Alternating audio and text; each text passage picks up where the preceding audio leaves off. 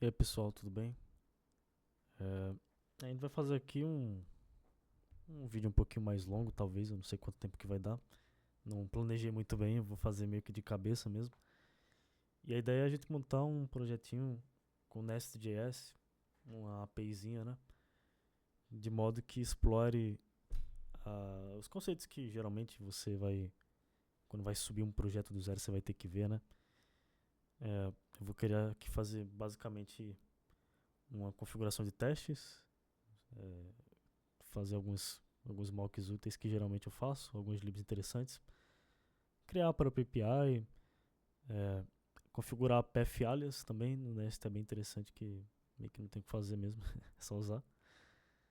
E mostrar uns macetes assim que eu fui pegando com o tempo e tal, algumas coisas interessantes que dá pra fazer, principalmente quando a gente fala sobre a arquitetura do projeto, organização das pastas, é, orientação do seu desenvolvimento pelas interfaces, né, que é aquele lance da separação entre configuração das suas dependências e utilização delas, né?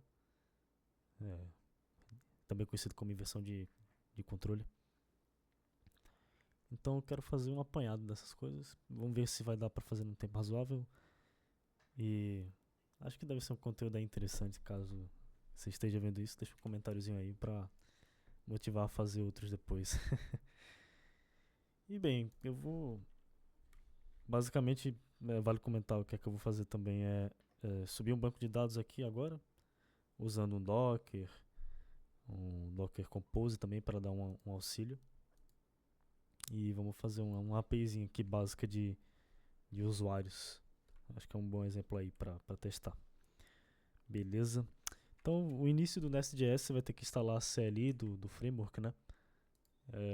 Eu vou deixar aí talvez um artigo falando sobre isso, se encontrar, senão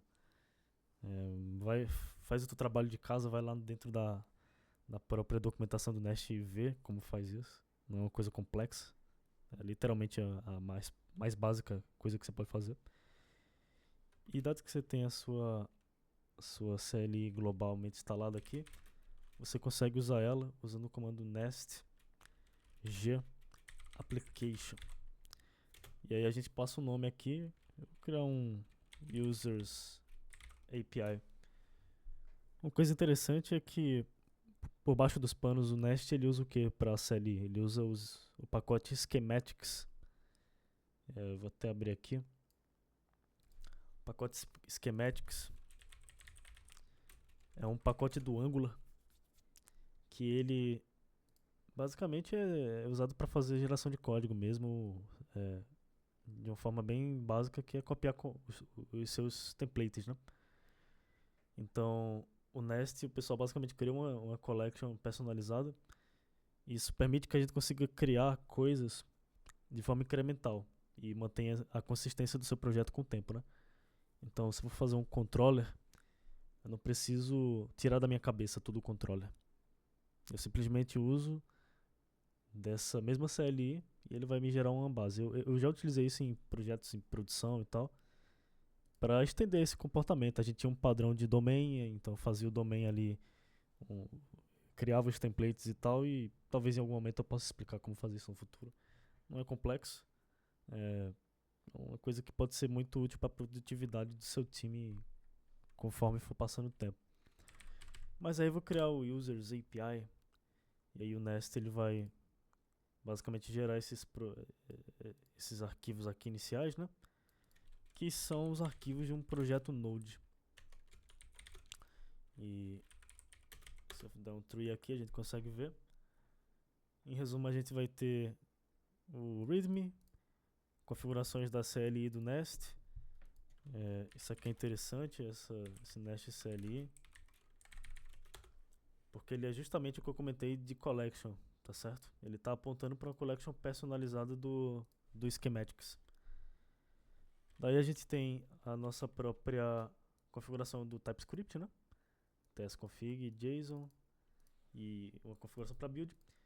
Tem uma configuração do próprio Nest para teste integrado aqui, que eu acho ela, não sei se eu gosto muito dela. Para mim, você não precisa separar sua config do Jest dessa forma. Não vejo muito benefício. Mas de toda forma tá aí. E o Nest ele gera também esses arquivos aqui de controller, módulo, service e main, que são arquivos meio que padrão, né? É, desses daqui, provavelmente a gente vai apagar todos, vai deixar apenas o módulo e o main, certo? E vamos fazer um módulozinho específico para os usuários, botar o nosso domínio ali e por aí vai. Uma coisa importante falar. O Nest ele é feito de uma forma que ele resolve algumas coisas pra gente em específico. Quais são as coisas mais importantes? Ele nos dá um framework de injeção de dependências muito bom. É, a alternativa que eu vejo que é mais popular fora essa é o Inversify. E o próprio framework do Nest, ele tem uma interface parecida com algumas questões de Inversify, só que resolve muita coisa. Porque o Inversify foi feito há um tempo atrás em que a gente não tinha nem TypeScript. Ele funciona com JavaScript puro, por exemplo. Então, o Inversify ele teve aquilo que o próprio JavaScript tem de ir crescendo, mantendo compatibilidade, se torna um projeto maior, mais velho, né? E em algum momento ele tem algumas arestas que são impossíveis de ajustar. Então, o pessoal da comunidade do Nest basicamente criou um framework de dependency injection do zero, assim. Funciona muito bem. E é talvez um dos pilares do próprio framework, assim. Isso funciona muito bem. E existe também esse esquema de modularização. Então, a sua própria aplicação ela tem uma estrutura recursiva. Então, os módulos que eu for criar dentro, eles vão ser exatamente igual a esse da minha aplicação raiz, entendeu? E aí existe essa questão de módulos que podem importar e exportar. Isso é uma coisa que o Nest define um padrão. E a gente vai ver como usar isso daqui a pouco. Só para mostrar o que tem nas configurações do próprio Nest aqui. Eu vou abrir aqui no editor.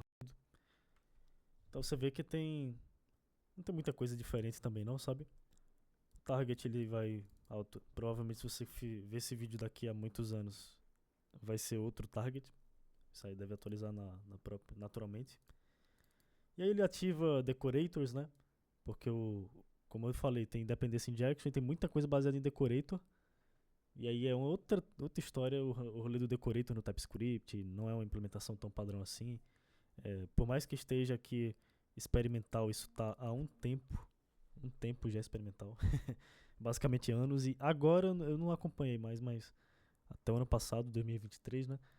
Tava-se com a especificação oficial do JavaScript para decorator. Essas coisas podem mudar em breve. Mas isso aqui tem sido o padrão da comunidade durante anos, esses decorators experimentais aqui, essa sintaxe experimental. Algumas opções aqui de utilidades de build mesmo, né? Remover comentário quando faz build, gerar declaração das tipagens, usar o CommonJS como esquema de módulos, né? Isso aqui não confundir com os módulos do próprio Nest. Isso é muito mais sobre build a nível de JavaScript mesmo. E algumas questões de strictness, acho que é isso que a gente pode chamar, né? Que é o strict mode, né? Do próprio TypeScript. Você forçar algumas coisas como não poder ter ini explícito, implícito na verdade. Enfim, ativar e desativar algumas questões aí de configuração mesmo. Enfim, vou abrir aqui o WebStorm pra gente começar de fato. E tem alguns pontos aí interessantes. Eu aceito o projeto. Que a gente vai fazer logo no início aqui na estrutura, né? Como eu comentei, apagar algumas coisas. Mas antes disso, vamos rodar o Hello World aí dele aqui. Eu já usei muito sobre Package Manager o próprio Yarn, né? Durante muito tempo fui usuário do Yarn. Mas hoje eu recomendo até que se use o próprio NPM. Ele já está numa situação bem interessante na minha visão. Já tem alguns anos, na verdade, que o NPM ele tem suprido as necessidades muito bem. O Yarn já teve sua época. O PNPM, por outro lado, tem uma abordagem muito interessante de performance. Então, vale testar. Ele funciona muito bem também. Testei durante algum tempo aqui. E ele tem uma questão de reutilização massiva de dependência, né? Ele cria links simbólicos. Se você nunca usou o Linux a fundo, você vai pensar que isso é o quê? Só um símbolo, não. Um link simbólico é... Eu também não lembro totalmente qual é a teoria, mas basicamente é um atalho, né? O sistema operacional, ele te leva de uma pasta para outra. Você criou um link ali.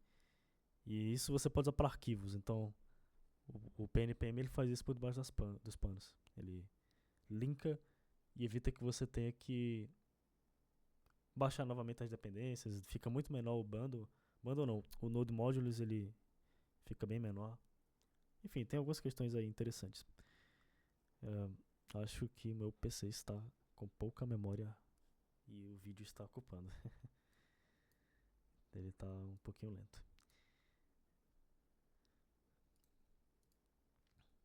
Pois bem, está instalado. O Nest ele traz aqui no package JSON os scripts muito padrão, né? Dos quais eu vou usar o start dev. npm run start dev. E com isso teremos como acessar daqui a pouco a nossa aplicação. Acho que não vai ter o Swagger já de cara. Então talvez a gente não vai conseguir fazer muita coisa aqui. E aí esses arquivos aqui iniciais são justamente para conseguir testar isso, né? Quando eu venho aqui no meu app controller, eu vejo que ele tem uma rota get hello e essa rota está no barra basicamente, está implícito aqui, né? Pelo padrão a gente vai ver um pouco mais para frente quando for fazer do zero, mas o que eu botar aqui dentro ele vai criar essa rota, vamos dizer assim, né? Vai criar essa rota para a gente conseguir acessar. Então, vou botar aqui um localhost 3000 barra e ele traz meu hello world aqui, né? Que é justamente o que está sendo feito aqui. É uma forma aqui um pouco prolixa de fazer isso, mas é porque é um exemplo, né, de início. Então no service, você vê que o service ele implementa, ele é um injectable, e aqui começa a ser aquela questão do framework de dependency injection que eu comecei, né, comentei. Ele não está sendo usado aqui da forma que ele pode ser usado, mas funciona.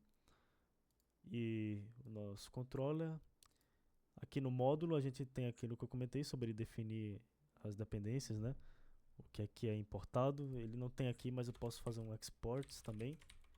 Isso é muito útil quando você está criando um módulo que ele vai ter, por exemplo, infraestrutura. E aí o módulo tem que exportar vários serviços para que outros módulos utilizem. Então o módulo, enfim, N casos aí de uso que a gente pode falar. Então é isso. Vou finalizar esse primeiro vídeo por aqui. A gente continua no próximo e vamos provavelmente fazer configuração de algumas coisas interessantes como Swagger, dar um tapa um pouco nessa estrutura aqui para ela ficar um pouquinho mais fácil de trabalhar e de criar seu projeto, mais clara também do que vai acontecer, né? E é isso aí. Se gostou, deixa sua opinião e talvez o seu joia. Até mais.